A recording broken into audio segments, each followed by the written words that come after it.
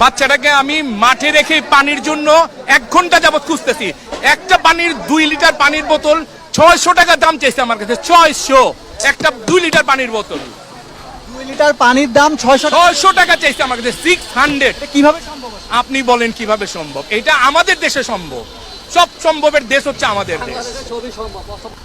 যেখানে মানুষ পানির জন্য হাহাকার করছে, এক ফোঁটা পানি ফেলে হয়তো একটা মাসুম বাচ্চার জীবন বেঁচে যেতে পারে, ঠিক সেরকম একটি ক্রাইসিস মুহূর্তে 50 টাকা বোতলের পানি 600 টাকা।